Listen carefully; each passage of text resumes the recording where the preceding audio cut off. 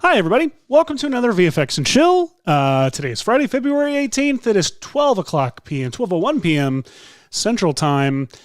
I am Seth Worley, and with me, of course, as always, this is the most official I've ever done an intro. I had to stop because I was really uncomfortable with how well it was going. With me, as always, on this side is, who are you? Who the hell are you? Hashi. It's me, Hashi, the action movie dad. The movie dad. What's up, everybody? How are you, man? I'm doing well. Just excited to tackle a brand new week of VFX and Chill, where we get to break down the visual effects of some exciting upcoming movie and try to rebuild them on the show. On the show with us also is our good pal, Mr. Michael. How are you, sir? Hello. I'm doing very well. I'm excited. I like any movie that Ryan Reynolds is in. Most movies Ryan Reynolds is in. So the fact that we're breaking down stuff on a new one he's about to be in is quite exciting. Oh, Ryan Reynolds. And Ryan Reynolds.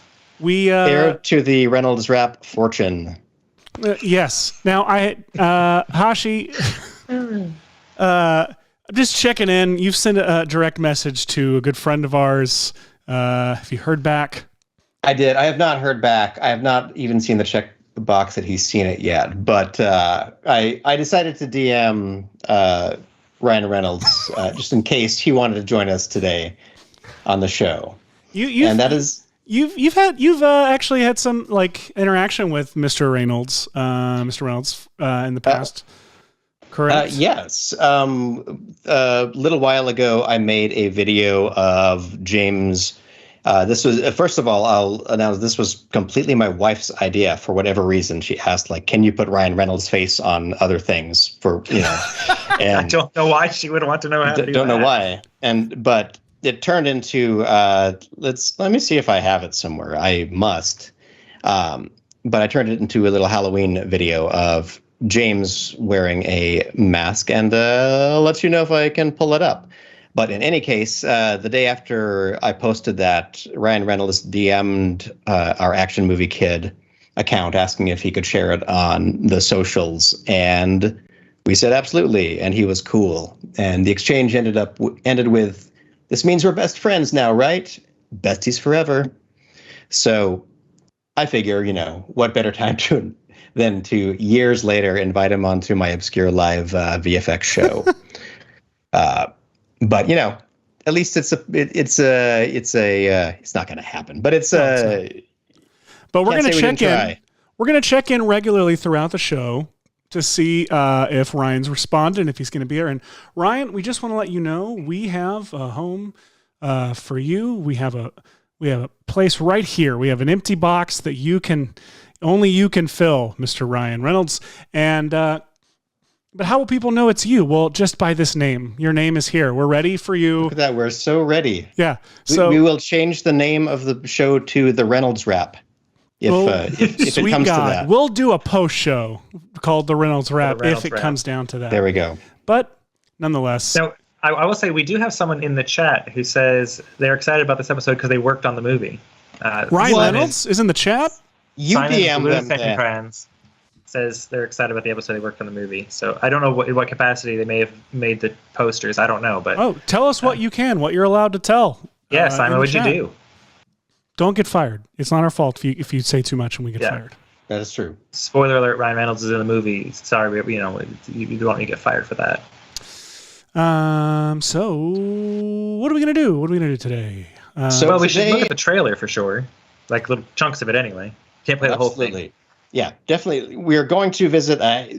There are a handful of really awesome effects that, when we saw the trailer, reminded us of previous VFX and Chill kind of episodes. So, Seth, do you want to pull up some of these here's exciting one clips? Of them. So check this out. We've got cool arse disintegration effects, which are Loki episode and your... I'll think of it as the Men in Black effect, but it was because you used little Tiffany in your demonstration of it. I did. I think that I showed that off on the Free Guy episode, the other Ryan Reynolds episode that we've done. Yes. So I'm happy to dive back into that. I've got a slightly different workflow for it. And then you, meanwhile, you've got a thing. There was a really cool shot in here that involved. Check this out. So two spaceships playing chicken, and right at the last moment, one clearly deploys some kind of mini black hole portal bomb that allows them to fly right at each other and avoid the near miss, which is really cool. And I was curious to build this cool portal thing. So I say that we attack these two effects today. Yeah, I think we should. Now, real quick, just going to do a real quick check-in. Ryan? No, he's not here. That's fine. Ryan not here. Apparently Simon was a lighting artist at Digital Negative. Oh, very cool. So Simon, DM him. I know that all lighting artists get his digits at the end of each shoot.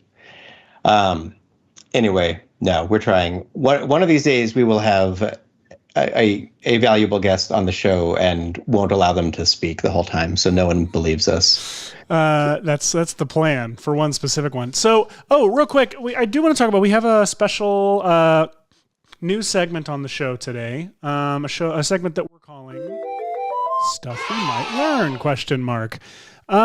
So, Hash, what are some things I can update this live because this is still our placeholder? But so, starting off with the disintegration stuff. We're probably going to be using trapcode particular and fractal noise with polar coordinates. And that fractal noise polar coordinates was to create like the shockwave effect. This is it's a workflow that I think most of us learned from an Andrew Kramer tutorial. We'll see what we can build on with that as well. And then obviously using trapcode particular to do some of the more particular-y looking stuff. Also 3D displacement maps. Want to talk about that? Yeah, I was thinking that I love this portal shot, and they have like 4 or 5 different. It appears in a couple of different shots, obviously with different camera angles, and so I thought it would be cool to try to break down the mechanics of a displacement map in a way that it could be placed in a comp, so we could angle it or open it and close it. And I just want some control. So we could build one type of portal that looks the way this one does, but you could use it with any A and B piece of footage. That's my goal. So you could take the origin and the destination plates and just drag and drop this 3D portal we're going to build that would black hole the two together. So nice. That's my plan. That is exciting. So anything else that I'm forgetting on here? I think that's a good general description of what we're going to do. So I think we should jump into After Effects. People love the After Effects-ness. Boom. We're in. Look at that. Wow. We're in. That was no time at all. We just teleported right into After Effects. Yeah. Let's go. We're on the grid now. So talking about disintegration. What were you going to say, Hush? Sorry. Oh, go for it. I'm just going to load up that clip so I can keep it in mind. Yeah, this clip, like the effect in this is so cool, and spoiler alert, I was not able to like replicate it to my liking. I was not able to get it to the quality that I feel like it should be to match this. The primary elements here, I'm ignoring the phaser blasts and the really cool physical lightsaber thing, and I'm going with just looking at the destruction, the disintegration effect itself on the alien or whatever these things are. And you've got kind of two elements. You've got the initial, you get the blue burn through that's happening. That's it's disintegrating them, and you're seeing their body disintegrate. And then there's the red burst that comes up from after, almost like the blue energy or particles coming off of it kind of turns red, and it has this really nice turbulence to it in the air as it dissipates, and it moves slowly. Like the kind of shockwave from it is like a really nice slow evolution. But at the same time, the blue disintegration stuff is happening. So sorry, I just said a bunch of random things repeatedly. So I did a couple different versions of this. I did one that is a mix of particular, and I just realized, my render queue got emptied, or my cache got emptied. You're out of cache. Out of cache. But so it's going to go frame by frame, which is the worst version to demonstrate this. But I did a version that is like a blend of the fractal noise shockwave and particular. And it looks real cartoony and it looks kind of cheap to me, but it's still fun. Then I've got a version that is just particular. It is one instance of particular with multiple emitters using layer emitters, and actually just using me as a layer emitter. If you don't have a good one around, you got to jump in there yourself. Yep. And then I have one. I'll let these render once I hand things over to you to talk about Portal stuff. But then I've got this one that is a Mix-A-Me version getting disintegrated. Boy, this is going slow. Whoa. And that's awesome. That looks like one of the effects from Loki that we were never able to do. The pruning of 3D objects where they got... Oh, man, look at that. I mean, it's all very similar. Like, it's so similar. The Loki, pruning effect and this kind of disintegration effect, and, the one I did for my 3D motion show with little Tiffany, it's a very similar effect with, that you can accomplish a couple different ways. And the one I'm doing today is accomplished using layer emitters. And when it's a 3D object, it uses a depth map. I'll dive into some of that stuff. But so Portal-wise, what are you doing? So Portal-wise, I'm going to build a kind of procedural style comp. So what I think I'm going to do is I'm definitely going to import a couple of those. Last week, you used some cool 3D sky maps from Video Copilot that were great as backgrounds for your amazing skydiving shot, which, first of all, congrats on that shot. That was incredible. But I'm going to load up a couple of sky maps.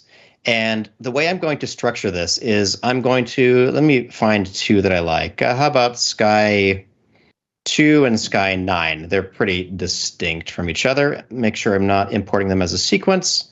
Uncheck that, and let's import.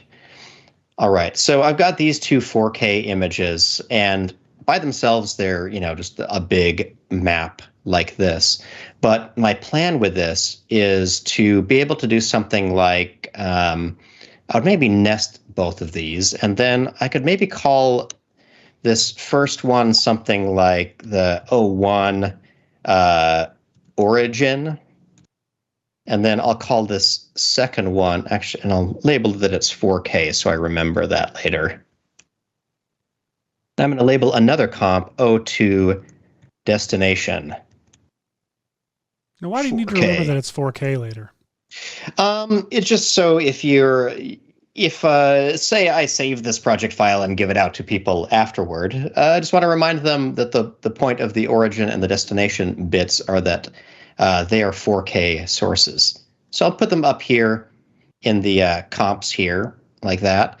But then I'm going to ultimately make an HD 24 frame per second comp like this that I will call the actual effect.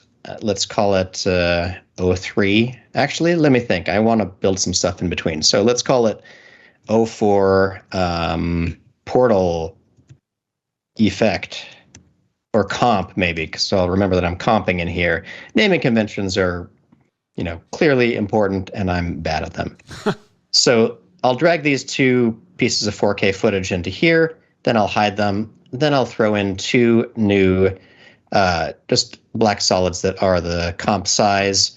I'll add horizon, trapcode horizon, which allows you to select an image map like this. So I can select the origin like that for this one, and then I'll call it origin, why not? And then I'll duplicate that and call it destination. And on this, all I got to do is go right to the horizon effect that I duplicated. And for the image map, switch it to the destination one. So both of these, just like we learned last week, are actually now spherically mapped inside this comp. So as soon as I add myself a camera, I can grab this camera and start to look around in 360 at this cool world. And not only do I have one, but I have an origin space, and I can find, let me just reset my camera real quick. I don't remember what the center was. But I can find some cool angle that I like the way the sky looks, maybe like that or something. And ultimately, the basis of this whole comp is going to be something like this. Imagine, if you will, if I had something that was square like this and 3D like that, and I put a little circular mask on it. Imagine if basically this was an alpha mat for the destination, you know? So this looks like it's still from Arrival. So here we go. So look at that. So now we've got a 3D nice little hole that's revealing a different destination through this through that portal, through that invisible hole. That's a great technique. Yeah. So I mean, it's Captain Disillusion again beating us to all of this stuff. It has an amazing episode on. I think it's like a portal in Tucson, Arizona, or something like that. And I don't remember if that's the same episode that he sends up Video Copilot with a tutorial of how to make a twirl in the sky alien appearing one of my thing. favorite Captain D episodes. It's a phenomenal episode. And I think a lot of my next steps are going to follow along those lines. How are your pre-renders going over there, Seth? They're fine. At 3D Seth, and I would like to point out that Darby Facinto in the chat says that 3D Seth looks more like Seth than Seth looks like Seth. I agree. When I look in the mirror, I'm confused, but when I look at Mix-A-Me, everything makes sense and is right, mainly because he's just jacked. Like, this is like the most buff version of me that has ever existed and will ever exist. I mean, look, God, just want to hug the guy and just hold for a slightly longer period than he is comfortable with.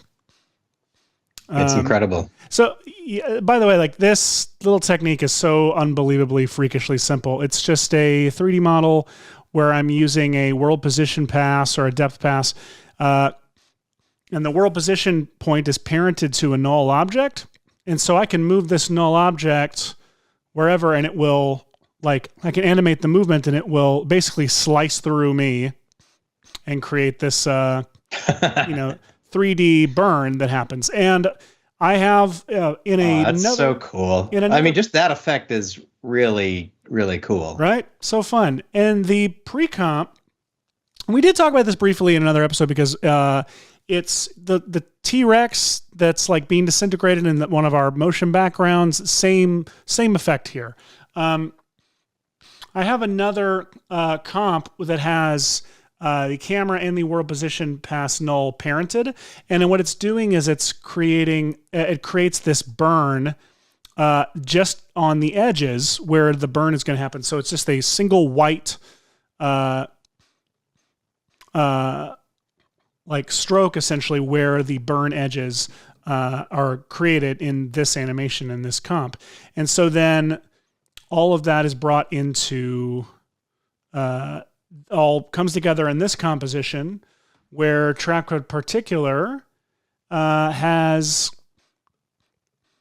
a series of instances in here that I can open up and walk through in just a second. That's the dinosaur play right on the other side of the screen for now what we talked about several episodes ago. But Seth started with a render, like a low polygon looking render of this T-Rex and the depth mat for it in case he didn't kind of like fall off or something like that. But he came up with the idea of using that fall off to create this distinct depth particle emission layer, which is brilliant. And I love it. I love seeing it whenever we're in the... It's just like such a cool, it's such a simple effect and it's so satisfying to watch.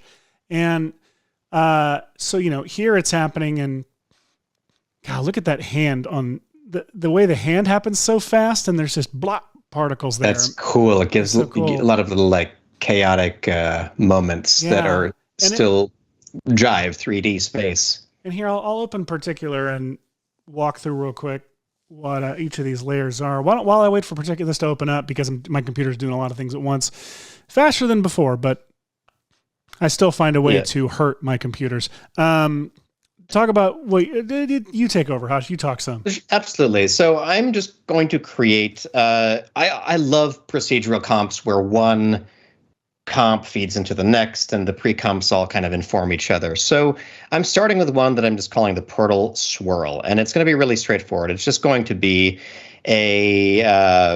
some fractal noise like this on solid, and then I'm going to just add this amazing effect called twirl, which everyone could get familiar with. Check it out. And let's do a little twirl like that. I'll turn the radius up so it's kind of, Wait, is this going to work?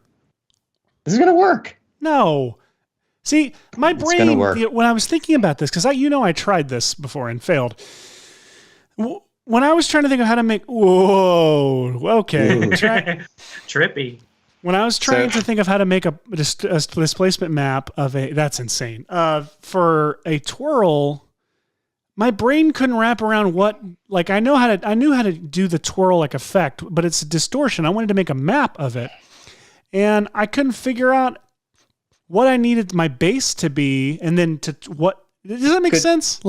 It does. You want this shape, and so I figured why not use really low quality I turned the complexity all the way down to 0 fractal noise, and then just add a twirl over it.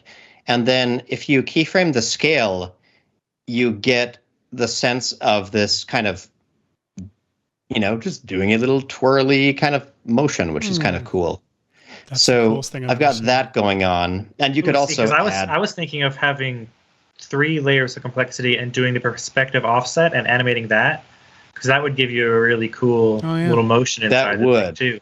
So what Michael's talking about, let me turn off the twirl so you can see it really clearly. Turn off the twirl. If I say 3 layers of complexity and turn on perspective offset, what that does is the actual pattern of the fractal, now the biggest one is moving the quickest, as if there's a little bit of perspective going on here. It's a little bit hard to tell, but imagine this as 3 layers of noise. One is in the foreground moving, one's in the background, and one's in the far background moving slowly. So when you get offset, you get this sort of, you get more depth to it. So if I were scaling this up, you'd get a little bit more of an interesting pattern than just the noise growing on its own. So let me see if I turn the twirl on top of that and press play. Now what you'll get is a kind of a richer thing that is a combination of evolution, or what looks like evolution, and the twirl effect, but just something really simple, really low key. So and cool. If I look at it, each frame is taking 80 milliseconds to render, so it's practically real time kind of effect. That's ridiculous. Real Seth, quick, there's a question in the chat. I actually want to answer it. Michael, hold on. Michael, tell me that question in just a second, because I'm excited to answer that question. Well, no, ask it. Screw it. Let's do that now, because it's a fun answer. Go ahead. Sorry. Scott Thorpe from the chat. You can put my face on the screen occasionally. No, I can't. I don't know how. The vanity. Scott Thorpe. I'm sorry. I love that you told me to, and then you were eating. You can put my face on screen, and then... Sorry, go ahead. Scott Thorpe says, I'm familiar with depth pass. Wait, hang on. I don't know what Scott sounds like. I'm familiar with depth passes, but how are you guys altering the angle of the pass? Usually I know how it comes straight from the camera and can't be changed. So how are you changing the angle of the depth passes? Oh, just wait and see. So the depth passes. I am doing this in Element just so I can live do this right now while staying in After Effects. But the way Element does it... So here is the depth map pass, and that is found by just going down here to output and saying show world position. And then there's an option to create a world position null because, so if I unlink it and ruin everything, if I set it to Z and I can rotate, where is my rotation stuff? X rotation. So I can rotate the depth map and like move it around and such and reposition it. And so there's a cool option to create a world position null, and it will create a null that the world position pass is parented to. So why don't I just go in here and copy my settings that I had here, paste them onto this new one. And so now you'll see, like, that's how I'm getting this animate. And so what I do, I use that as a Luma mat, and on my diffuse pass here, I just have a set mat effect, referencing that map layer with effects and masks turned on and set to luminance, and invert mat, because in this case, I actually want the white to cancel out the body and only to show the black parts. And so that's the answer to that question. Now you can do this in other renderers too. Besides, Element is a 3D render that lives inside of After Effects, but you can do it in Cinema 4D too by tying black and white gradient positions in full 3D space to null objects in Cinema 4D with the standard render, and I'm assuming other renderers inside Cinema 4D as well. That is correct. This broke somehow, so real quick, I'm just gonna. All right. Well, you fix that up. I'm going to do a kind of bizarre little thing, but I've been enjoying using essential graphics for the sake of VFX, which is weird because they're great for, motion design kind of stuff and, titling, but I really like them for purposes like this. I've added a slider controller here to this whatchamacallit, this noise pattern with a swirl on it. And the reason I've done that is because I wanted to do this feathered circular mask, and to have that, I ended up making the mask expansion about -150, so I could have a feather of 150 and have it kind of go all the way out to the edges like that, with the transparency. And I was thinking that this portal will want to open and close ultimately, so I thought it would be great to be able to control that. And you could keyframe, the mask expansion over time and stuff like that to get sort of a portal opening and closing. But I would actually like to tie more things to this one slider. So if I add the slider control, and I can maybe say, I can rename it portal size, like that. Then I could grab this little slider right here and drag it up into the Essential Graphics panel like that. And it'll come in as a portal size. And one cool thing you can do is you could edit the range. So in here, I just wanted the slider to be able to go from 0 to 100. And now I'm going to turn this into a linear interpolation of this mask expansion. And what that means is, let me see. I know that this is going to get a little bit small. So I'm going to alt-click on the mask expansion here. Let me see if I can zoom in. I don't remember exactly how this works. So Windows Plus. Oh, there we go. Seth and people, I can't see you, but can you see this screen better? I can. It looks great. Awesome. So what I'm going to type here, and actually I'm going to use the cheater over here. I'm going to say I would like an interpolation script, and I specifically want this linear one. And here, what this all means is this will interpolate in a linear fashion the value of whatever you set as t, the t's minimum value to t maximum's value. Whatever you set a slider to be between those two numbers will then output a new set of numbers with a obviously linear relationship. So if I click that, I'm going to replace t with this slider right here. So right now it's taking the t value from that. And I, just like I did earlier, I set the minimum and maximum. Whoops, it's jumping all around the screen a little bit. Sorry. Try to navigate it over there. So I'll set this to be from 0 to 100. I would like that to turn into values that look like negative 1,000 if the portal size was 0. That means the thing is choked in all the way. Actually, I think I know my comp is 1,200 wide, so I'll say 1,200. And when it's all the way open, I want it to be negative 150 pixels, which is what its value is now. So now when I zoom all the way back out, the long and short of it is I now have a slider up here that goes from 0 to 100. And what it should do is as I dial it from 100 down to 0, it should just hide the portal, and it should kind of appear like that. And actually, I'm noticing that the portal disappears already by here. So, that's because instead of 1,200, it should be 600, right? It's the expansion of the mask. So if the mask expands in negative 600 pixels, radius versus 0. diameter. Exactly. So mess that up a bit. But now anywhere I put this portal swirl, for example, in my portal comp over here, let's rearrange so you all can see what I'm doing. I'll bring in my portal swirl into this composition. And actually, I meant to go ahead and make this a 3D layer in its own pre-comp. And then in the portal comp, I can say collapse transformations. And that will make it a 3D object here in this world, responding to the camera. So now that I have it in here, if I twirl it open, you'll see that I have essential properties and just one thing right here, which is the portal size, 100, and I can dial it back down to 0. Cool, right? So if I turn it above 0, nothing happens because it's only using its defined range.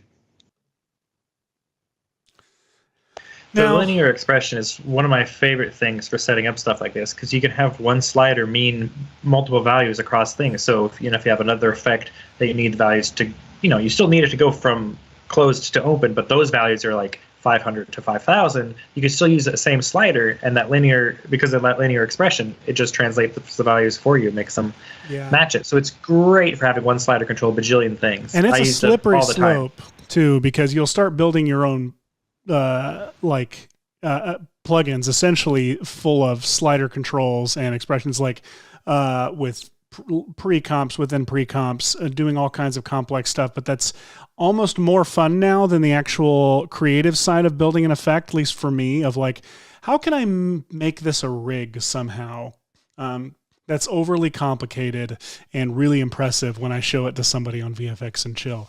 And that's... I mean, it can make your work a lot easier down the road. 100%. Like I do the same thing in Cinema 4D a lot. Cinema 4D has something called the range mapper node in Espresso, and it's basically the same thing, just with a little more control.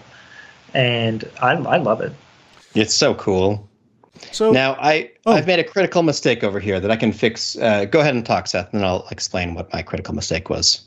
Well, I was going to walk through just like what each of, like in particular, what else going on in this particular effect for the 3D version of me and the burn effect. But if you want to walk through your mistake first, then we can jump back over, because all right, I'm curious what you did wrong.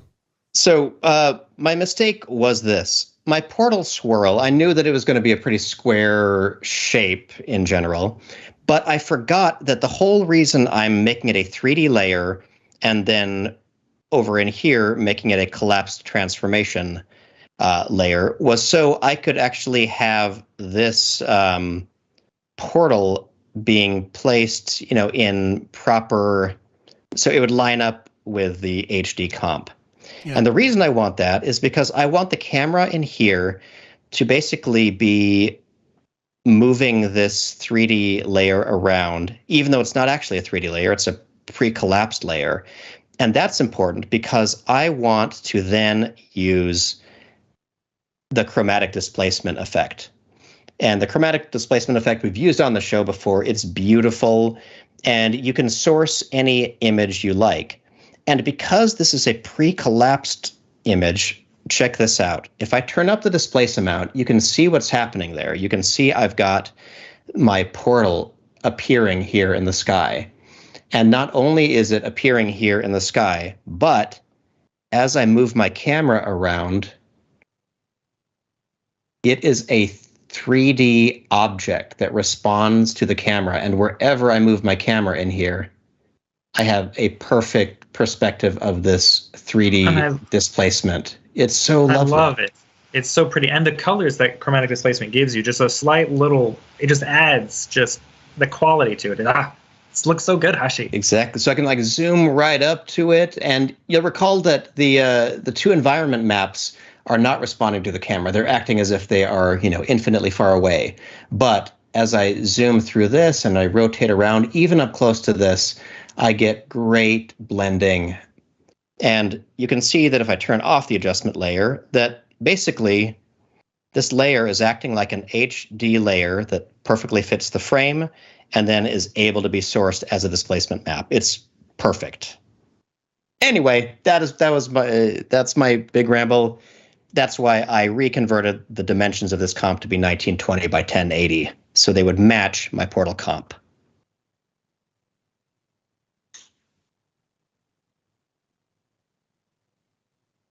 That's it. Well, I think it looks great. I love the look that chromatic displacement gives you anyway, but to make it fit in your scene like that is just so useful. We've got awesome. Some heart eye emojis happening in the chat over it. And Jesse Rogers says, "I'm not as expressive as you all. I need to use more expressions." I assume that's what Jesse sounds like. Oh, Michael, you are just nailing it on the impressions today. I know. Scott said it was like hearing themselves speak, which is nice. We'll see how Jesse feels about that. Seth, over on your side of the screen, I see something that looks like a nightmare. This is a dream sequence right here. This is this is actually I realized that I doubled up on. This is not the rig that I thought it was. It's actually, but it does have all the right pieces. So in the particular viewer, like especially in an instance where I'm using a layer emitter, which I am to create most of all these particles actually. Again, to remind everybody, it's this burn layer right here that is just a white. Hey all, I just have a mild update, which is my DM to Ryan Reynolds now says seen just now. Good God. Good God. So just throwing it out there. Is he here? He's not. Ryan? He's not. Ryan, are you there? I actually trust that one of us is checking the Slack channel. I mean, the Skype. Wait. Sorry, I'm going quiet for a second because nothing happened. I have a notification on Skype, and if anybody else joins the call, because we can't find out an hour and a half later that he was in the waiting room and we didn't admit him or something like that. What is the notification? I can't figure out what it. I don't know, but you're sending notifications to me through Skype. I don't know how you're doing that. I am? Yeah, I guess. This has been Skype tips and tricks with Hashi and Seth.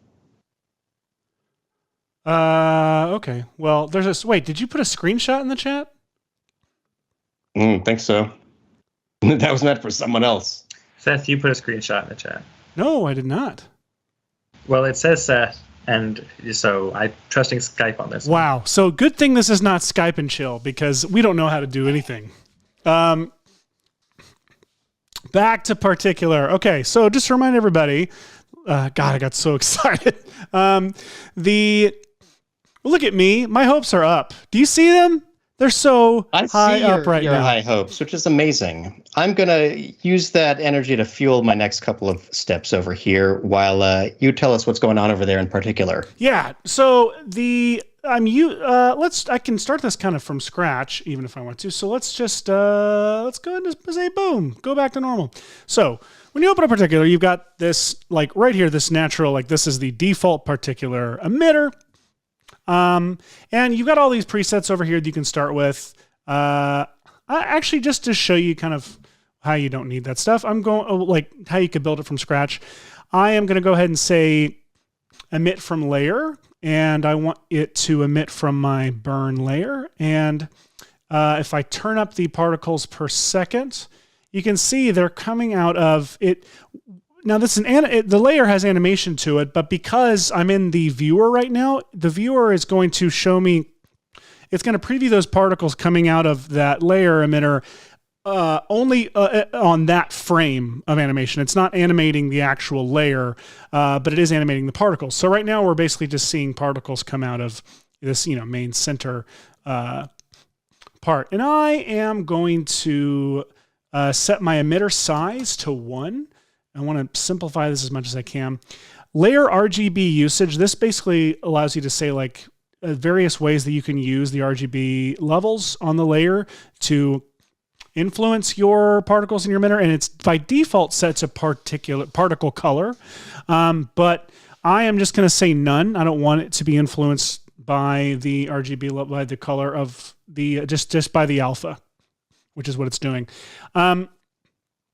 I'm going to keep emitter on continuous because the idea is that I want this burn edge to be emitting particles as it burns through my body. And I'm going to go over here to the motion settings, and I'm going to turn velocity. I'm going to start by setting it to 0. Okay. Well, let's go to Hashi first and talk for a little bit while I work out this crash that was occurred by Trapcode Particular.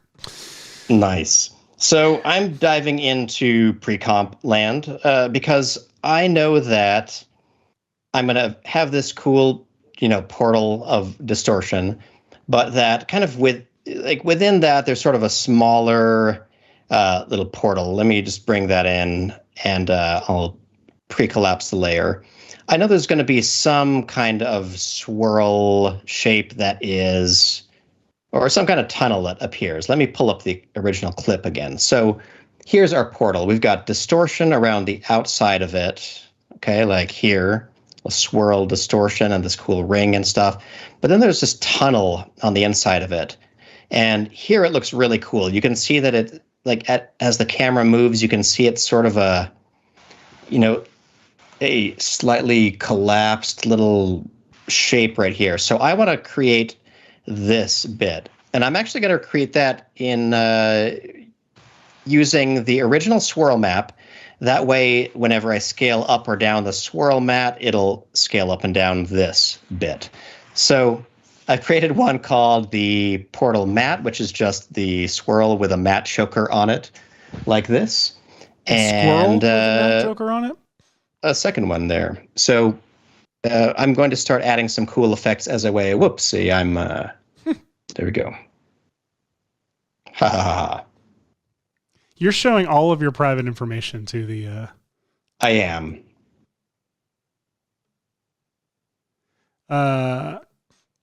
We went quiet. Why did we go quiet? I just stopped talking because in my excitement to show our audience our scene by Ryan Reynolds moment, I realized that would show them the entire message, including our Skype link. Well, so I'm going to hope that the YouTube compression and if you try to join, audience, I won't know. None of us will know because, as we've shown, we have no idea how to work Skype. And you'd better do an impeccable Ryan Reynolds impression, if so. Yeah, you better. So you yeah, keep go going. for it. I'm going to try to catch up where I was, which I'm pretty close, I think. Oh, no, sounds good. there is a question in the chat from Jesse Rogers saying that since Particular has a new predator prey thing where the predators can go to and indeed kill the prey particles, is there a way to use that function to make the particles look like they're eating an image? And the answer is yes. There's several different ways you could do that. One is to watch my 3D motion show where I used burned little Tiffany disintegrated through her. It's exactly what I did. And then I did it again, showed it off in the Free Guy episode. I changed computers, so I don't have my preset for that. But essentially it is using a form layer within Particular, and have they're all set as prey and having an invisible. Yeah, Yes, the truth, yes, I've done it in another tutorial. You should definitely go check it out. And maybe I'll do it here. Who knows? I'm sure Michael has the link to one of those episodes or tutorials. Exciting. In the meantime, I'm going to do one of the oldie but goodie kind of tricks where I've... so everyone knows I wanted a mat that was basically just the alpha of the centermost of my portal. And I now want to make a tunnel. And I want to make this procedurally. So what I did was I took another copy of that whole thing and added a gradient ramp to it like this. And now I'm going to add the extract effect. And what's cool about the extract effect is I could, cut out all of the brightest parts, or I could like target any specific, section of this. So for example, I could set the white point to around here, and you'll just get this dark halo kind of ring like that. But now if I reveal, let's add an expression to my white point, which will be, I'll do this. Check it out. Index, actually I'll put this all in parentheses, index minus 1 times 30. Actually, don't even need the minus 1 in this case. I'm just going to say index times 30. And what did that do? Right now you see that the value of the white point is still 30. And index in an expression means what layer is this? So here it's layer number 1. So right now this value is 1 times 30. So if I duplicate this, I'll get a second copy. And now layer 1, if I reveal its extract values right here, its white point is 30, but my layer 2, the white point is 60. And you can see that 1 is thin and 1 is a little bit thicker like that. Kind of cool, right? And I'm actually going to delete that copy that I made because I'm also going to say position. Let's make this a 3D layer, and I'll alt-click on the position, and now I will say I want this to always be 960 by 540, and then in this case I want to say index minus 1 times, I don't know how many pixels. Let's push it back 50 pixels every copy. Now you could tie that to a slider as well, so you have control over all of them in one go. That's probably a great idea. So, following Michael's example or idea, let me add a null object that I'll put at the bottom here. Let's add a slider control.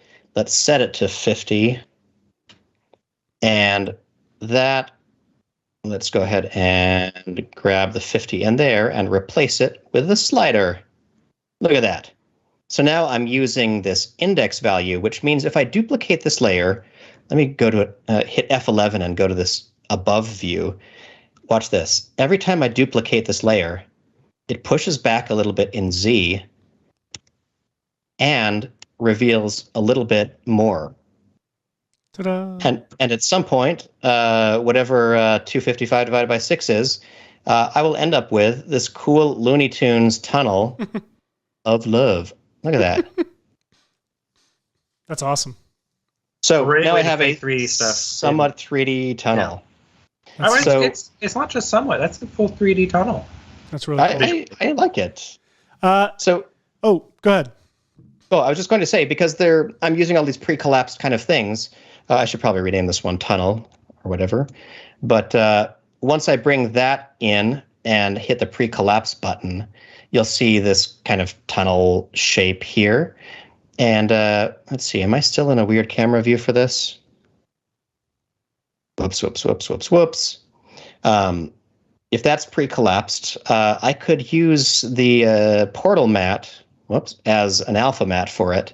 So you'll only see it within the portal mat. Oh, which I didn't make 3D to begin with. Sorry, everyone, that was very confusing.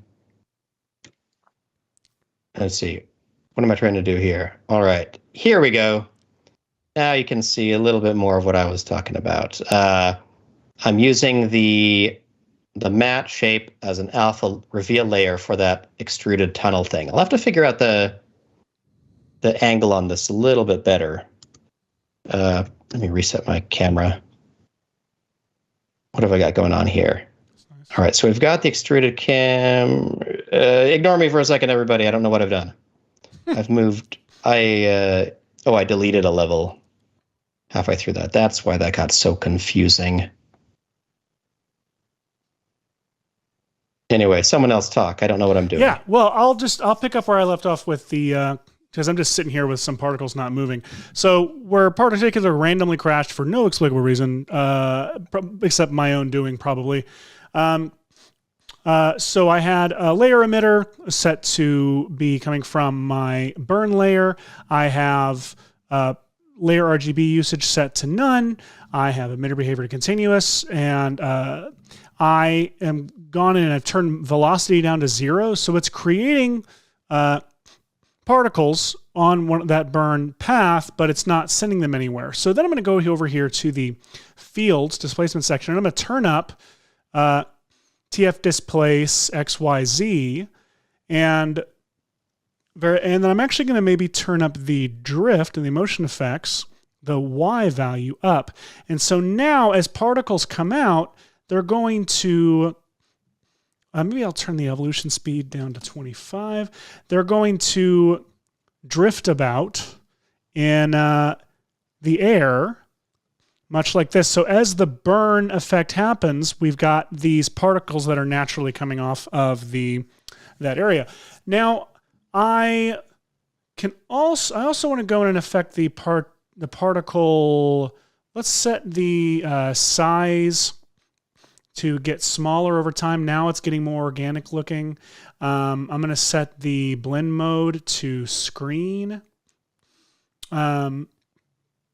And actually, I might do, I'm going to go in here, I'm going to set the color. I'm going to use this Vaporwave color preset because I think that's cool and matches that kind of red purplish look in the trailer. But right at the beginning, I'm going to adjust this color map, this gradient map. I'm going to move that first orange block over, and I'm going to just click general area here to create a new color key point, and this color thing comes up, and I'm going to make it blue. And I'm going to change from the set color is set to random from gradient. I'm going to say over life. So now it starts blue and then becomes orange. And I want that to be blue for like a very short amount of time. So I'm going to just pull this orange guy as close to that blue as I possibly can. Move the blue even more to the edge. We're getting into real fine tuning now. And I might even try to make the particles start really huge and then become really small. And there's a couple ways I could do this, but I'm going to try it with the size over life curve. And I already think that's not bad actually. Now, as far as the particle movement goes, is there a reason you're using the fields to displace it rather than using the fluid physics? Yeah, fluid physics is just it's like piloting the Enterprise to go to the to go to the grocery store. Like I just need to get to the grocery store here. Like I don't need the fluid dynamics is like way too much stuff for me to have to control at this point in the game. And plus this does exactly the job that I need. I'm going to crank up the number of particles here like super high. And if I add a little velocity back into the mix, it does add a little bit of chaos to it. And so then what I'm going to do is duplicate this system. And I'm going to set the life of this one to be 1 second long. I'm going to turn off just the visibility of the first system real quick as I start messing with this one. I'm going to turn the particles per second back down a bit. I'm going to turn the size of these particles much bigger. I'm going to make the lifespan of these even shorter, like half a second.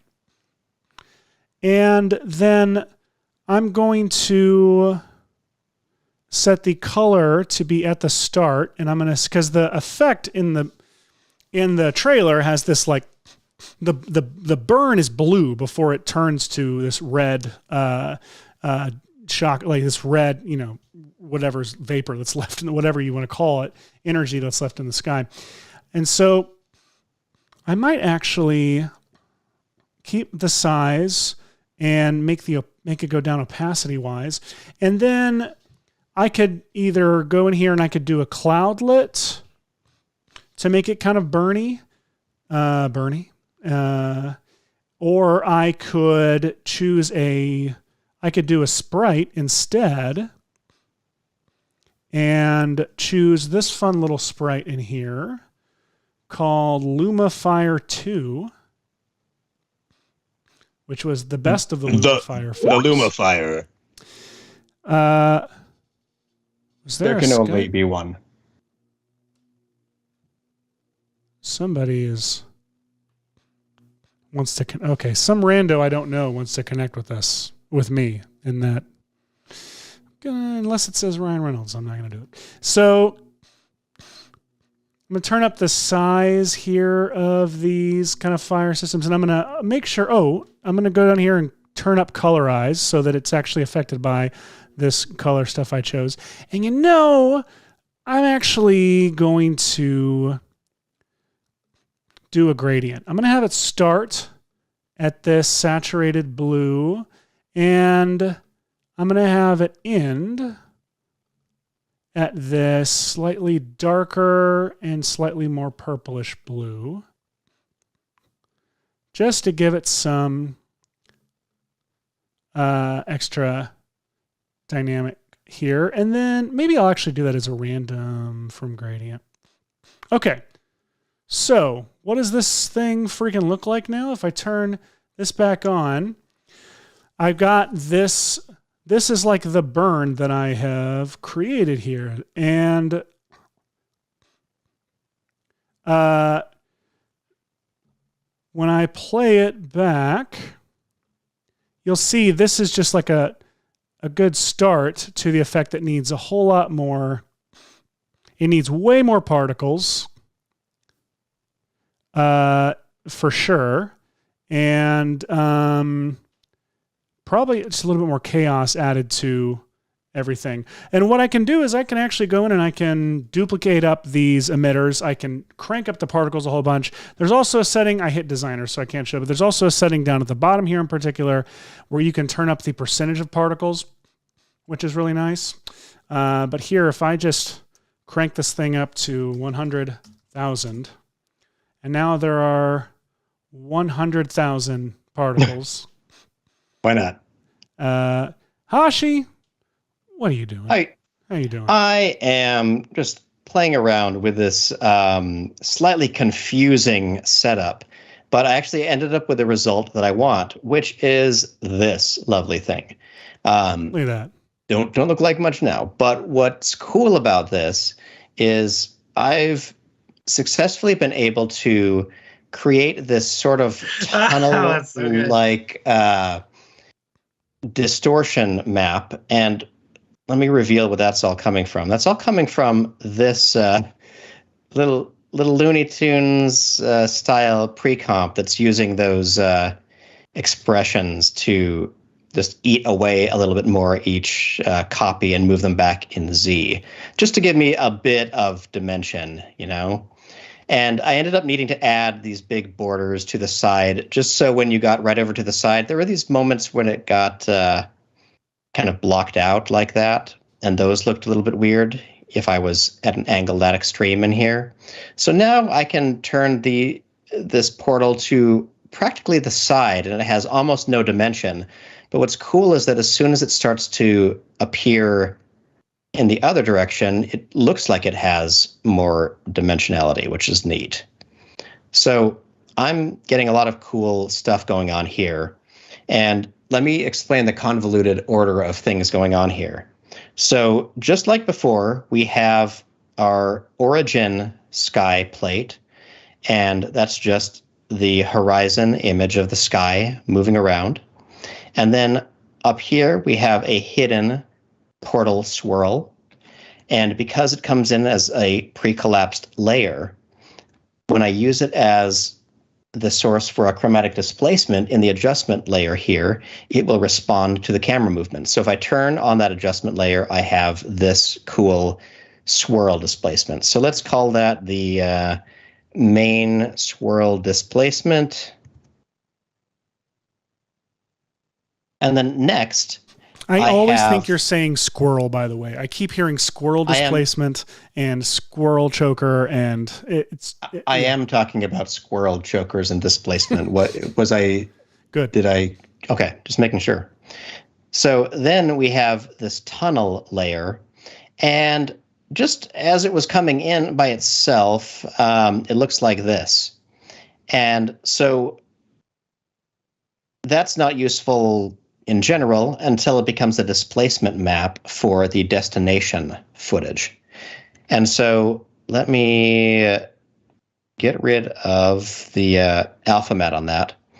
And I just put the destination, the whole thing right here has that chromatic displacement on it. And so as I turn this back and forth, you get that cool little ring in the center, but it's got a little bit of depth, that cool, those receding rings. Oh, there's Squirrel. Squirrel, how you doing? Always trying to find a nut somewhere. So then I took this whole this whole horizon layer with the chromatic displacement on it, and I added an alpha mat, which is, as you recall, this little matte-choked layer version of the same swirl effect. So I believe that what that means is if I go to my portal swirl and its essential properties right here, if I scale down the portal size, that should... Oh, it didn't. Why? Oh, because never mind. It's not propagating itself to other things. That makes Hashi mad. All right. So we're going to have to do a cross, whatever. Anyway, this was the result, is a combination of the main swirl displacements and the visibility of my second destination, but with these ring displacements. Back to you and your squirrel, Seth.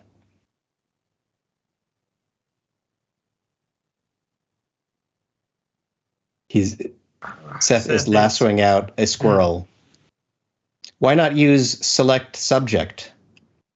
Yeah, why? Or select in focus. I think he did earlier when he was making it. He's just trying to get he's just gonna get a flat background, or a sans squirrel background now. Gotcha. He has not explained why he is doing this, but he is just doing it. There's always a reason. So I'm duplicating my destination horizon I've been muted. image. I've been muted this whole time. I'm so sorry. He has not decided yet what he's going to do with this squirrel. And also, wait, you already explained, Michael, why. Okay, I'm going to mute myself again and just leave myself there. That's probably better. Bye. Bye. So I made another duplicate of the destination thing because I did like being able to sort of see it in the background there, but I do want those distortion rings. So using this portal matte bit, I'm just going to add an effect to it. Let's add the, how about just a matte choker? Is that simple enough? We'll do like a bunch of iterations, and then if I choke that in, turn up the gray level softness.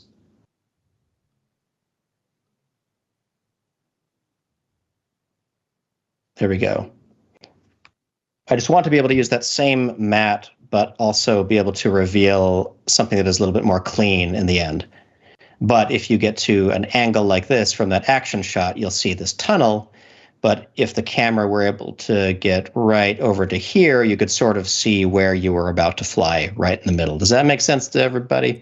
Yes. I can't hear you. Yes. Yeah, there we go. See? It's working. Nice. Just a feathered mask right there, trying to get everything to feed into itself. And this would be a good time to check the ref. I'm going to check my reference footage because I don't even remember what I'm recreating now at this point. So we've got, all right, this is what I was recreating. All right. A portal with multiple layers of swirl and this cool energy ring around it. So we're missing the energy ring, and we're also missing these pronounced swirl elements and squirrel elements, to be honest. I think that this could do with more squirrel visuals. But all that aside, let me find a good camera angle. Let's reset the camera. Let's reset it, and I always like my camera to sort of have as few transformations from the get-go as possible, just so I'm not really overburdening everything. Let's find a cool angle, something like that. And let's take a copy of our swirl that we made, and I'm going to just duplicate it down here. No, I'll drag one in. And we'll put that behind everything. We will unpre-collapse it. And I'm going to also make it 3D and pre-collapsed. That way I can scale it up in 3D space so I can get these extra swirls around it like that. And let me just set these to... I want these to take on the color of the clouds and everything around them. And I'm trying to think of an automatic way to do that. Michael, is there a way that I could, using native effects, tint this colors that come from this origin footage? I mean, basically, I would use a color matcher plugin, but I'm trying to think if there's a non-color matcher way to do this. I mean, there's a command in Lumetri to take colors from one to another, but I'm wanting something more procedural so that if you change it or if it animates, that it comes along with. Exactly. Now, Lumetri, is that a tree that only looks at the luminance layers of a particular subject? The Lumetri, it's kept alive by these two koi fish that need to be fed moon energy. That sounds right. That's right. But I could also always just try the good old trick of what if I were to just make this a screen transfer layer? I was thinking more of overlay. Overlay is a good idea. So if I make it an overlay, I think I need to disable that. If you, I was gonna say, if you make it overlay, you have to do it inside of its own comp if you've got collapse transformations on, because collapse transformations makes it pull. Overlay is a great idea because it will basically darken where it's dark and lighten where it's light. And in theory, that's effectively using the colors that are coming from here. Let me see if like a soft light or anything like that might be a little bit more subtle. And I'll turn it down a little bit. And then I'll scale this up even more. Oh, yes. Yes. There you go. It's a little bit of warbly color. So now, yeah, if I get it right around here, maybe, now you can see that there's sort of a wider implication of that portal action that happens out wider, but the real cool displacement is happening a little bit closer. That's kind of cool. I think that I'm going to go to my portal matte thing where I just arbitrarily applied the matte choker effect. And why did I close my my effect controls window? And let me choke that in a little bit more and turn down the gray level softness a bit. While you do that, I'm going to real quick show Jesse the thing that I did in the other tutorials, but just because I felt like doing it. I needed something to do the squirrel, so why not do this? I have created one instance in particular, one emitter that is the emitter set to dynamic form. It's emitting from this squirrel layer, and I have it on a grid with just enough particles in the X values to give me some decent amount of fidelity of the squirrel, and enough particles in the Y to give me enough fidelity of the squirrel, and then one particle in Z because I don't need a lot of depth to the squirrel. I just need this squirrel to come as it is. And so this is going to be my base squirrel layer that I'm going to unleash some predators onto and create some mayhem. How could you? How dare you? Well, now the predators are going to come from their own layer emitter, which is this line layer, where I'm using an instance of stroke and a path to be able to, I have this line that I can put wherever I want to put it. And I am going to put it right here. I'm going to go into particular, and real quick, I'm just going to add a system before going into the designer. And once it's going to open the designer. Great, that's fine. So I'm going to set it to emit from a layer, and I'm going to say emit from the line layer. But real quick, I'm going to have to come out of here and go to the emitter, layer emitter settings. Once it lets me do this, for some reason it's not. And set it to see the effects and masks, so it will the particles will come from this line. And it's already starting a little bit, but the very few particles. So I'm going to turn those up a whole lot, so I've got a whole bunch of particles coming out of that line. And now this is the really fun part. So I'm going to open this up in the designer. And I have these emitters that should be coming. What the heck is happening? Not what I want to happen. Particle color. Oh, that's not. You want to troubleshoot for a sec? I'm going to show you all a very goofy trick that I really like. Y'all know that my the destination comp is getting distorted by that tunnel comp we created, which looks like this. But I noticed that the original footage has a lot more distortion and a lot of different little like ring layers, more than I did with my expression here. Now, I could totally just, modify my expression, make a bunch more, but I think that this effect will work really well. I'm going to grab my tunnel itself, and I'm going to apply colorama to it. Now, by default, that'll do this, which, first of all, that's awesome anyway. I feel like that's really cool. What it's doing is it's taking the intensity of the original and mapping it all to different colors like this. But a more straightforward way. Side note, this is not unlike the linear expression you used earlier. It is mapping values onto other values, but in this case, it's taking whatever input you're telling it to, in this case, intensity, and mapping that color gradient on top of that. You can map it to other things like saturation or hue or the red channel, but anyway. Sure. Love that. That's exactly what it's doing. So I can, instead of this this colorful output cycle, which I know is really cool, I'm just going to switch it to a boring gray ramp like this. So that will look just like it already does, because it's mapping the intensity values to black and white values. So when I turn it on and off, there's nothing apparent happening. But one of the really cool things you can do in Colorama is you can cycle the number of repetitions. So watch as I dial this up.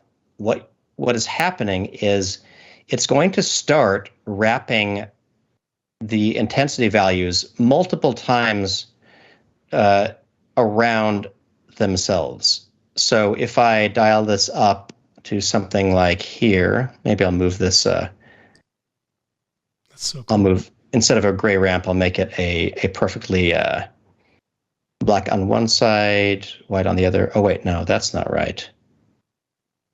Here we go. A little bit less of a sharp white line in the middle there. Soften that. As I turn up the number of cycled repetitions, if I turn this up a whole bunch, I'll get a lot of complexity, which is really cool, like that. Colorama is an interesting effect to apply to, like, if you film in a green cyclorama and you don't have very good tracking markers, but there is a nice, like gradient of light and a shadow in the corner. If you apply colorama and repeat the cycle of repetitions, it'll add these zebra stripes to your set that might actually make it more trackable, which is absurd, but works. So I think that if I turn this up to about 8, that's about closer to the level of complexity that they were getting in theirs. And if I hide that layer and just go back to my original view here, what you'll see is that distortion got that much more complex. And if I turn down the cycled repetitions, all the way to like 1 or lower, then the number of little radial waves within here that are 3D will change. That's awesome. That's awesome. All right, I'm going to do this right here in the After Effects. Do it rather than the environment. Rather than in the visualizer. I'm on the primary system, which is my squirrel, which I'm going to set this to where we're only looking at this right here is done. This is my album cover. This is the just looking at what Particular is creating here.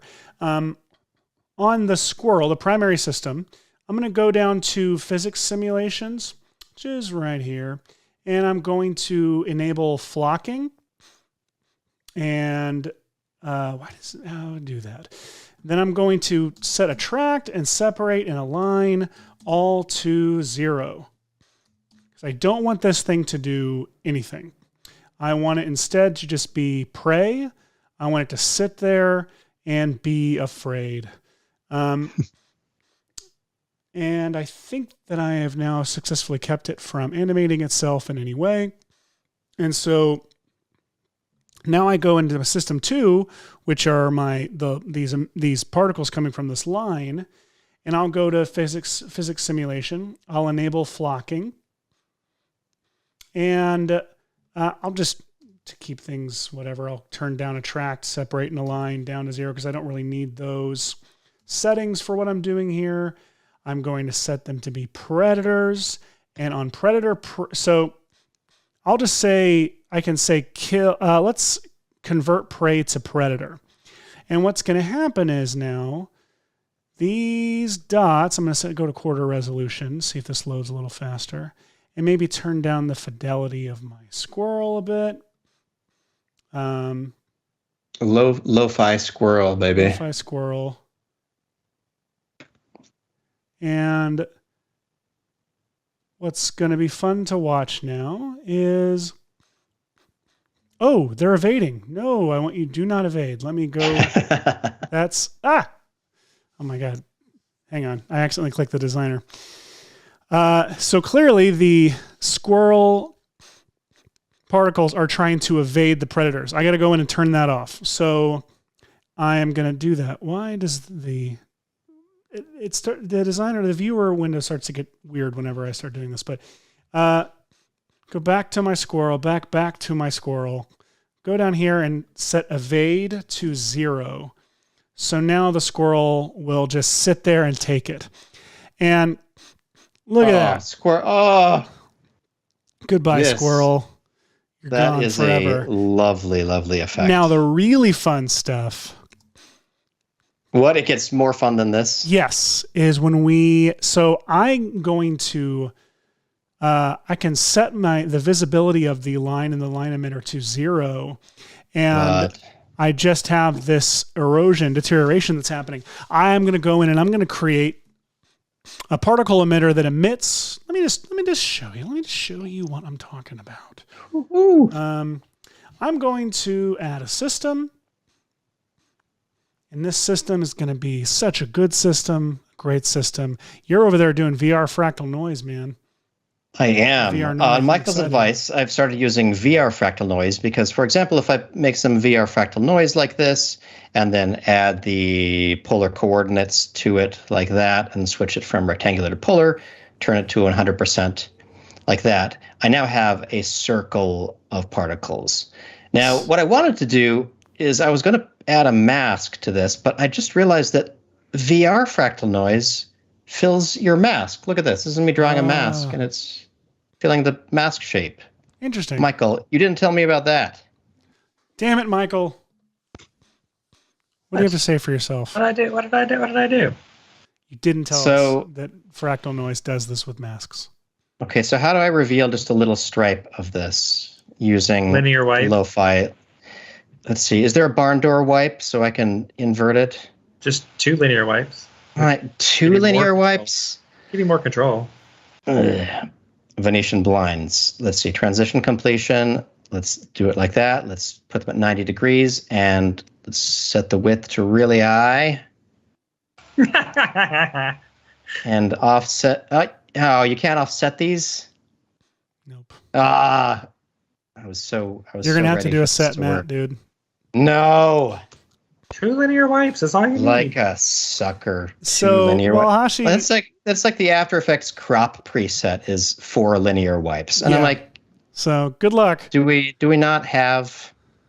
Well, Hashi does his 4 linear wipes. I'm gonna real quick show you, which is a private matter and private affair. I've created another particle system. I'm gonna real quick just give it some extra little life here. I'm gonna. Well, damn it. I got to do it in here. So go in the designer. I'm going to make this thing just a little more interesting. And then I'm going to switch on the really magical switch, which is what makes this all so freaking fun. I'm going to add some turbulence here. So that as it emits, it gets all turbulent-y. I'm going to add that drift from before. So the wind is pulling the particles up. Cool. And then the really fun stuff is going to be... Hang on, stand by. Particle size over life. Down. Standing by for excitement. The excitement is coming. I'm going to click apply. And, oh, please don't break on me, particular. You have saved recently, yes? Well, I can't save within the visualizer, the design. I know. I'm just saying. Never save, never surrender. Here we go. Save. So we see these particles being emitted right here. Watch what happens when I say, instead of emitting from a point, I want you to emit from parent system, and I want you to... Oh, interesting. I just realized. Okay. And emit... Oh, Seth, I forgot to pass on Jesse's suggestion to make the predators acorns. That is a fun idea. They're getting back at him. So what I'm doing right now involves invisible emitters, but... So I'm going to say emit at parent end of life. And what should happen, I might have to go in and set these things to be, yeah, I do. So one little change. Let me go to this squirrel here. And I'm going to change go to the predators. I'm going to change what happens when, instead of converting prey to predator, I'm going to say kill prey. Oh, so mean. Now, the erosion will happen a little slower, but... Sorry, what's going on here? They should... Basically, the idea is I'm going to emit sparks as the squirrel as the particles in the squirrel die, they will then emit these like sparks, these extra like particles into the air. So you'll get this burn off, this nice embers ash burn off from the edge of the squirrel. And that's essentially what was supposed to be the magical thing that for some reason I did something wrong and now it's not revealing itself to as cool as it would be. But that is... Every day right before the show, Seth says, please do not let me go down a particular rabbit hole involving squirrels. Just like anything you can do to stay me away from that. And look, they always leave me hanging to dry. They never do what I ask. They always let me. Oh, here we go. It works. If I keep it to be convert prey to predator, the problem is I had it set as emit from parent system, but the system needs to be set to primary. Now that is a ton of freaking particles. So I was going to say alliteration. Yes, it was a ton of alliteration, and I didn't properly. Why do I still have a mic? I feel. Oh, here we go. Now the squirrel is like dissolving the way that I imagined he would. So now that's a fun start to. We can then start working with like glows and blend modes here and having a lot of fun. We can also make this squirrel bleed to death. I'm going to do that. You work on, oh my God, Hosh, that looks so cool. That literally looks like it's a Space Jam portal is what it looks like to me right now. We just need some optical glow thrown on somewhere and we're good to go. Pretty much. So we now have the first little play blast of this 3D portal kind of thing. This is way more complicated than it needs to be. I mean, honestly, it's really just like 2 layers of chromatic displacement and this really silly energy ring, which is just VR fractal noise that's being polar coordinated into. Is that the verbification? I think polar coordinated is an excellent verb. Polar coordinated. So what's cool is that now what I could do is if I wanted to go to my origin comp. So this is the sky that we're using for it, but let's say I had a different sky map. Let's find where in Hashi's convoluted computer are files saved. What do we got? We probably got Totally thought this was going to be a fast swap out, but instead it's just let me open up all of the different 4K sky maps I have. Let's import those. Look at this. Sorry, this is trippy and cool, and I don't. Ooh, that looks like. It's like some kind of bitmap like thing happening. Yeah, that's an effect of some sort that exists in some other movie that I can't quite put my finger on right now, but I love it. Sorry, continue. All right, what was I going to do? I think that I saved... Oh, yeah, here we go. So I have... if I went to my destination comp, I could throw in like this canyon image. I think I got to scale it to...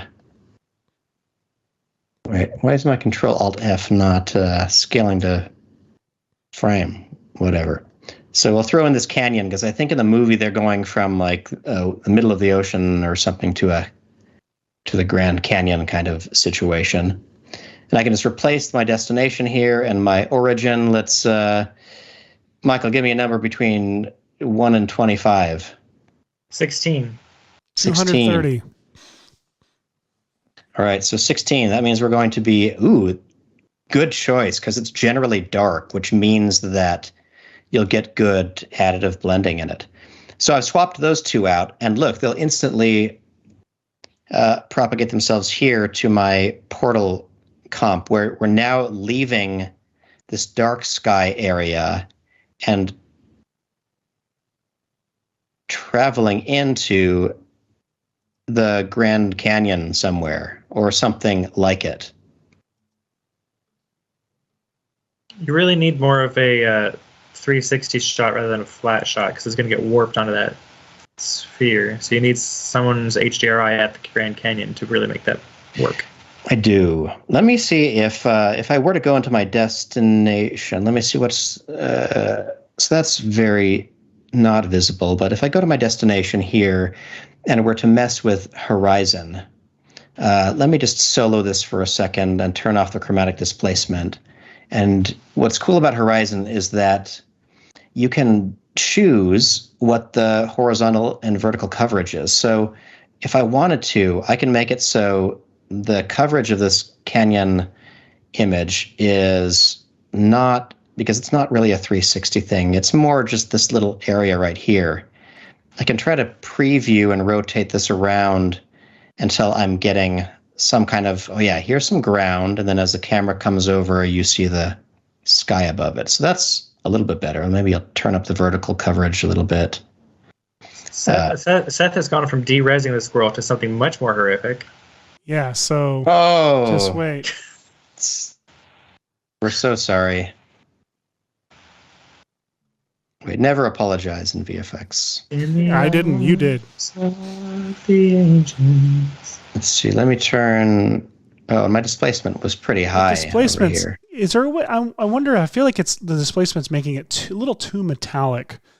It really is. It's a lot. Let me turn the chroma spread down a little bit and the displacement mode. Yeah, I'm getting a very early displacement kind of thing going on here. Oh, one thing that I think I forgot to re-add to this was I can just like dirty up the displacement map in that tunnel a little bit so it's not so straightforward. But let me find out which one of these is responsible. I'll turn down the soften amount. Really, I just need some kind of like noise going on in here. This is pretty smooth. So let me try. I'm trying to use the swirl, the portal swirl, to kind of displace the original comp, but now I'm getting into like Stargate territory. And let me see what my colorama's doing. Too many repetitions, maybe?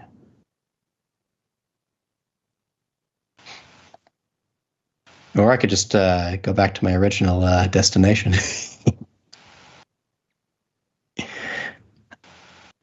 No, I like this combo in general. We'll figure it out. How are we doing on time, everybody? 1:30. Oh, we're doing great. We've got half an hour still of stuff we can play with. Very cool. We'll let the delay catch up a little bit. But yeah, let me ask the audience if they want me to take this portal any further, or if we're reaching, you know, people, if you get it, and there's not a great need to. I want to at least see a little more glow on that edge. Okay, so let me rotate the original map around and try to find a good spot for this camera move. That looks good. And then let's add in. Do you think it'd be better to flip the camera move so you see it more side on and then it reveals more and more as you come into it rather than the other way around? Ooh. Just from a directing story standpoint, that seems more fun.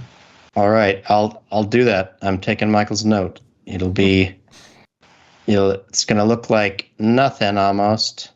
Yeah. And then there would be. There's some mind-blown emojis about your portal, by the way, in the chat. Oh, you know I live for the emojis. All right, I'm going to do some... load up some images over here so I can... I want to have two things like flying at each other for the sake of this shot. I kind of want to kill the spill on your squirrel. So that green fringe in the tail is still bugging me. Well, how about you, instead of... How about just shut up, all right? I'll do it some other time. Sorry, it's not good enough for you, sir. It's so bloody. Yeah, I'm not liking the delay on that blood, though. So...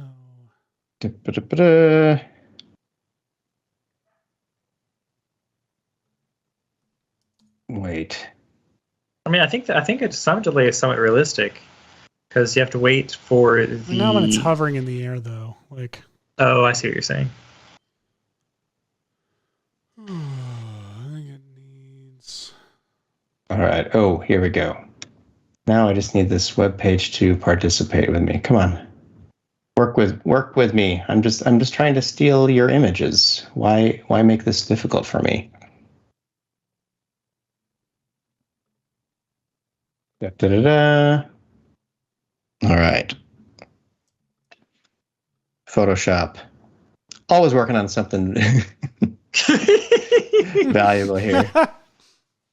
That is research for next week's VFX Royale. So if any of you have missed our inaugural VFX Royale, which was the last Friday of last month, January, next week, Friday is the last Friday of February, I believe. Am I correct there? Sure. The 25th. Last Friday of the month, which means we are going to return to everyone's instant classic favorite, VFX Royale, which is Michael, do you want to describe what happens in VFX Royale? In VFX Royale, we have a bunch of fictional characters on 2 different spin wheels, or wheels that can spin. Many of them suggestions from you, our very own audience, on Twitter and Instagram, hashtag VFX and Chill. You suggest iconic characters you would like to see fight. The wheels get spun, and whichever characters match up on the wheels, Seth, Hashi, and sometimes I will take these 2 characters and make them fight and or have some sort of aggression betwixt one another. It is incredible. So yeah, I had the Porgs attacking a Terminator robot. Last go round, Seth or Hashi did Cookie Monster versus Godzilla, and Seth did the Dune Worms versus Paddington Bear. It was fantastic. Got a lot of love online, and a lot of love from me too. It was phenomenal. It was just fun. Cookie Monster just punching Godzilla in the face is one of the greatest moments on our show. It really is. It's pretty great. All right. I'm imagining Ryan Reynolds and or his assistant tuning in just to see what the stream is about and seeing the squirrel melting. And I'm not sure if that would be a good, better or worse for the chances of Ryan Reynolds showing up on the show. Hey, if someone is checking out the show to see if it's worthy of his time, it absolutely is. We got nothing but love. Oh, someone is asking how to submit suggestions again. Right. Just tweet at us. Just how do I tweet? Go to Twitter or Instagram and at Red Giant News, and make sure you use the hashtag VFX and Chill, and you can make all kinds of suggestions there. Exactly. We are trying to create a library of all of the different characters that we could have fight each other. So definitely jump in there and make suggestions online. We don't promise we'll stick to them entirely. I was supposed to do Care Bears versus the T8, the Arnold version of the Terminator, but I ended up doing Porgs versus the advanced one from Terminator 2. Well, we do what we can.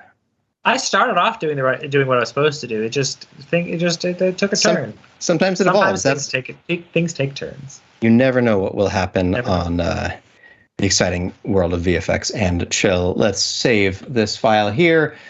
It's very exciting to watch people, hunt for images off camera. Yeah.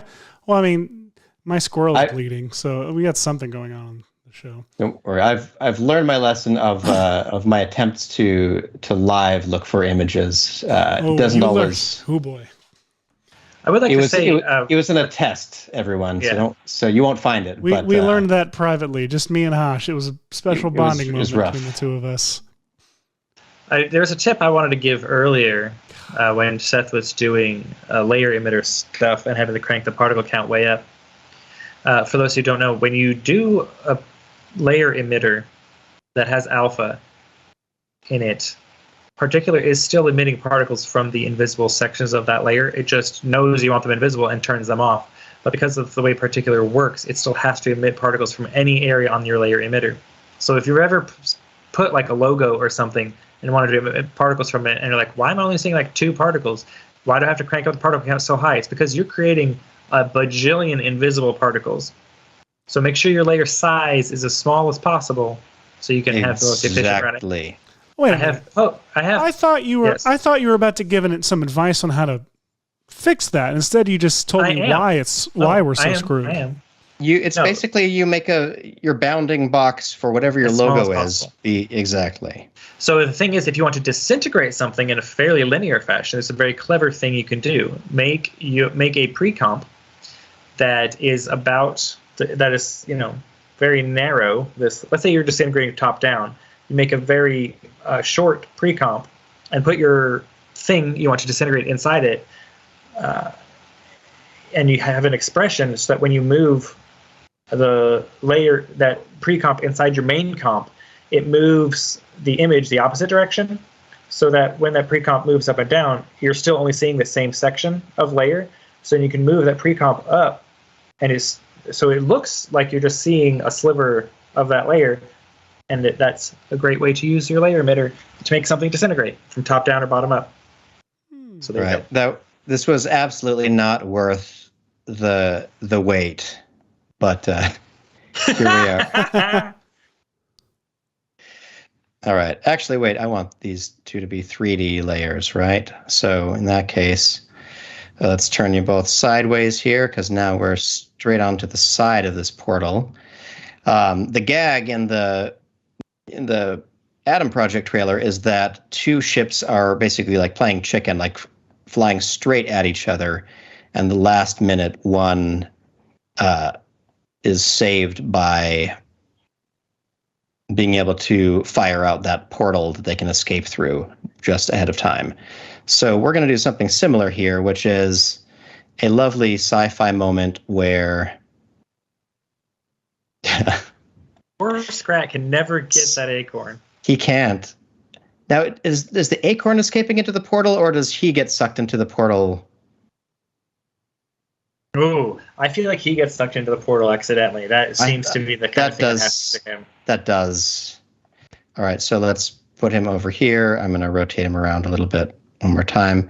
So they're just positioned to perfectly be headed right toward the middle here. So we got position keyframes on them both.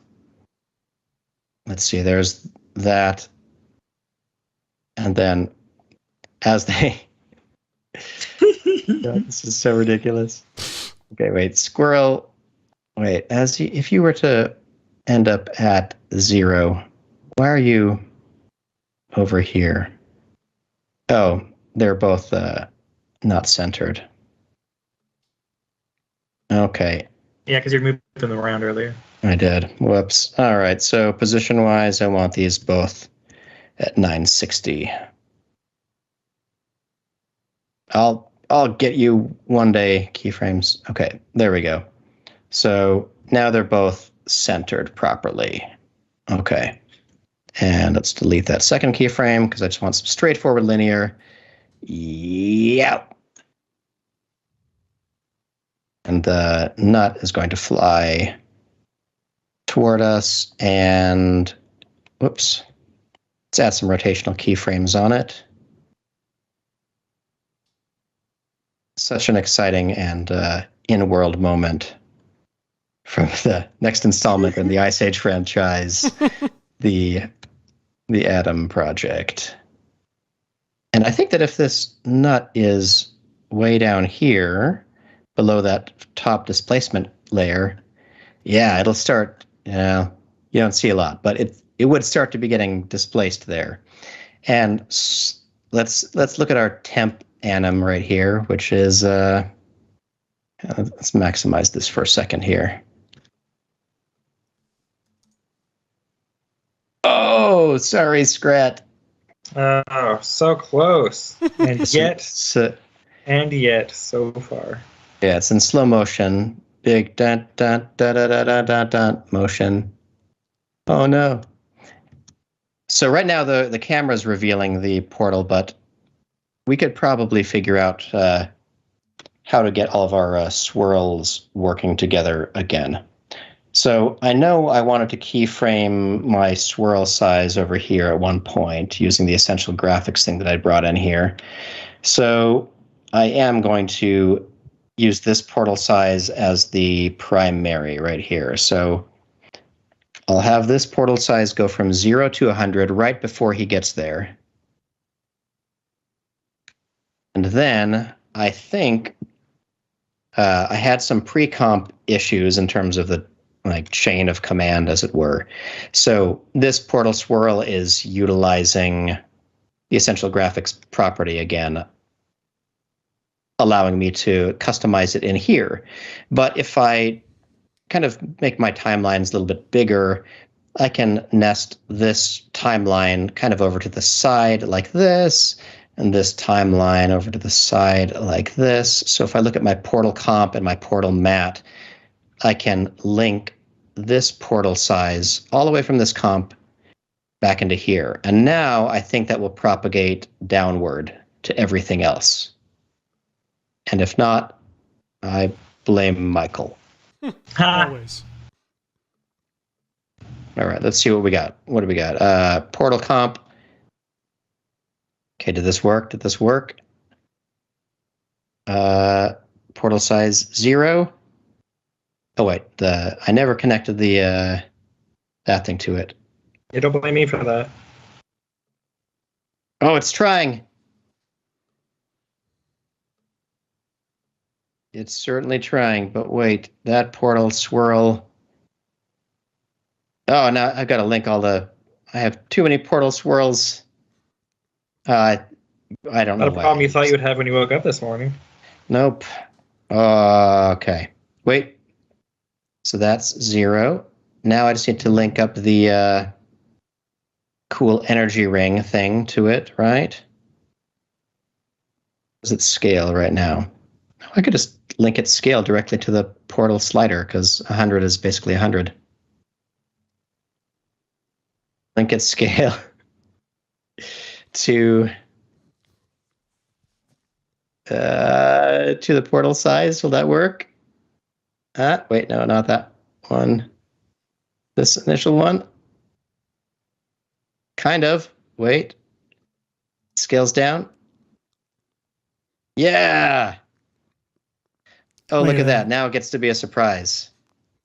Okay. I'm going to swap in the original sky that I had here, the really bright one, because that feels more Ice Age.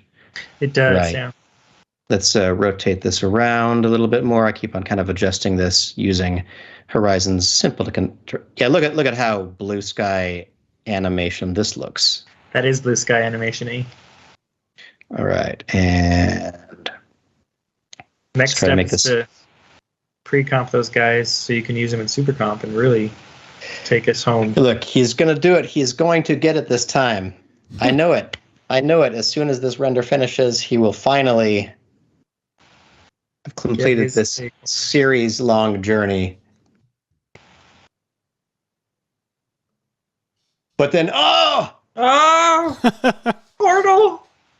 And I'm just going to use one of my very favorite effects, which is right at this moment on Scrat, I'm going to add some, I call it one of my favorites now. I can't think of it. Flow motion, CC flow motion. I'm just going to put this first little dot right there by his paw, kind of on the end of this thing. And I'm going to uncheck tile edges. I'm going to turn the amount. Got to give it a keyframe right there. And then about a second later, I'm going to dial this all the way up like this. All the way up? Look at that. Let me see. If I put it outside of the bounding box, he'll get clipped, right? Yeah, he will. So maybe I should wait just a little bit longer or move his position keyframe further forward. There we go. And let's add some, I'm not going to get into all the, to better color correcting in here. I can't. I'm just going to do a little, dial that back a little bit, dial this brighter a little bit. And using, we make world-class color correction tools, but I'm going to use hue saturation. Beautiful. Ridiculous, Hashi. All right, so there's that. Let's add some rotation to this nut over time. Let's do negative time times 40. I don't know, 40.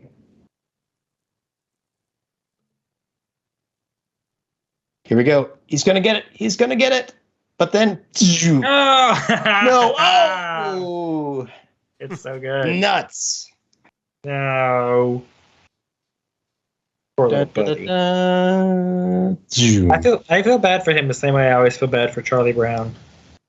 It is too bad. I haven't visited the entire catalog of Ice Age, but I imagine he must at some point be rewarded, right? Like a Trix Rabbit situation. I actually don't know if I've seen a single Ice Age movie. Really? Yeah. Seems like something you would have seen. I know, but his tolerance for crying children is too high. because there's not enough children's entertainment out there, and my kids always pick the good stuff to watch and not Bo on the Go.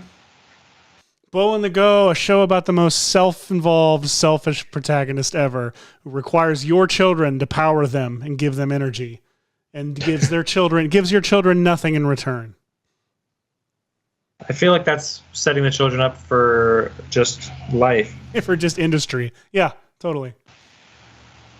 Do you like your kids to know the truth? Watch this show. Watch Bo on the Go. Whenever you want on Netflix. He's going to get it. Oh. So good, Hashi. Zoom. Choo. It's great how quickly he disappears. Like everything is in beautiful slow motion, but he's just he's just bye. I mean, I feel like in reality that's about how fast it would go, because of how portals work. Because like observationally he would accelerate infinitely fast to us, but it would feel right. or would it become infinitely slow to us, but infinitely fast to him, or no time perceived on his end. Let us know. #VFX. VFX and physics. Oh gosh, they don't mix. They don't. They see don't. I don't know why I'm getting a pop right here.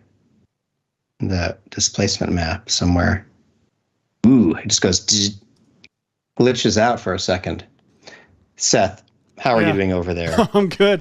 So I took my comp with particular in it with my dissolving squirrel. By the way, the fun of this with using the line emitter is that I can move this mask like anywhere I want and let me just force it to reset the cache a little bit. It will automatically change where the destruction point, where the predators are starting, and therefore he can dissolve from from within. And so then I went through and I set particular to all systems, and I went to the opacity of the particles in my squirrel system and my spark system, and added into Essential Graphics, and came in here and duplicated them so I can use. I have one that is where the opacity of the sparks is turned down, and it's just my squirrel and not the sparks, or at least it should be. I'll double check that. And then one where it should be just the sparks. And we should end up with, well, crap, if I can get it to... Yeah, no. Something broke. Dope. So let's see. Ooh, what did I do?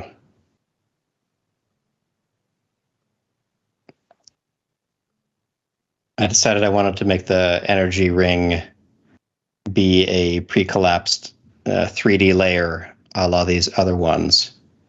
But I don't know why I'm not getting a...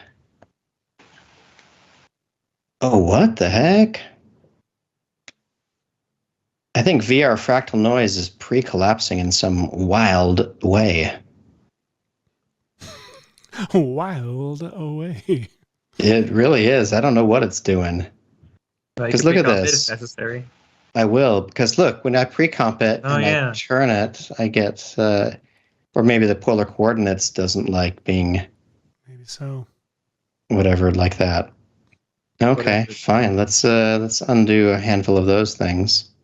Hey, let's go back to here. The chat says they would like to have a show where we give viewers an effect to replicate and have them try to do it, and then I assume that'd be like a week or two in advance of a show, and then we can go on and do that same sort of effect and explain how we did it, and that would be some sort of comparison. Sort of Are like they wanting to be on the show? Because if that and us interact with them, because if that's the case, that's a class. That's just us teaching a class. I'm not sure.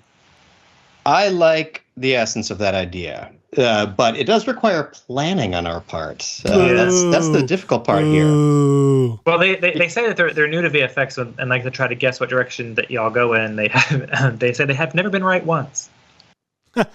Same. Welcome to the club. You didn't know that we would get ghosted by Ryan Reynolds and make some scrat animations in this episode of VFX and Chill? Well, it is hard to predict where we will go on these exciting adventures. It's always hard to predict. But exciting they are. Speaking of predicting where we would go, it's time for that part of the show we call Stuff We Might Have Learnt, ? And so the question I have for you, Hashi, is did we stick to any of this or learn any of this? All right. I believe that we spent a lot of time in Trap Code Particular, which is cool. Yep. We created a handful of things out of fractal noise and using polar coordinates all the way to the very end here. And we definitely used 3D displacement maps and talked a lot about using a 3D layer that is pre-nested as a displacement map so it'll react to the camera. So we got in those, I believe. And I feel like we did almost more, right? Yeah. I mean, I don't see destroy a squirrel from the inside on this list. And we accomplished that.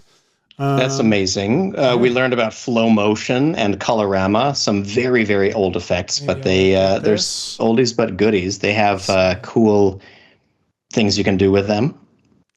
Destroy a squirrel. We definitely learned a little bit about how, if in the right hands, essential graphics and properties can be something that are useful. What was the thing you said? Oh yeah, rigging. We learned basically some basic rigging stuff with the linear expression. Oh yeah, we did. Oh, and so the chat says they learned the index expression. The index expression. Hey, that's pretty good. Rigging thing. That's the name of that's my favorite Michael Crichton book, The Index Expression. The Index Expression. I thought that was by Dan Brown. Hashi, I'm just watching your animation on your screen. It's so fun. Yeah, so the index expression, to recap, is that anytime you add the word index into an expression, it uses the number that layer is in the layer stack, which is pretty cool. I use the index expression a lot when I want to have a lot of similar layers with different random seeds. So if I've got like five different copies of fractal noise that I want to have different seeds of, or like the same effect but several times, like if you're doing lower thirds for conference and you want each speaker's lower third to have a different whatever, you can put index on the random seed of a layer, so that you that's clever. Yeah, so no matter how many layers you have with everything can be the exact same, just the index being different gives you different random seed. Ooh, I like that.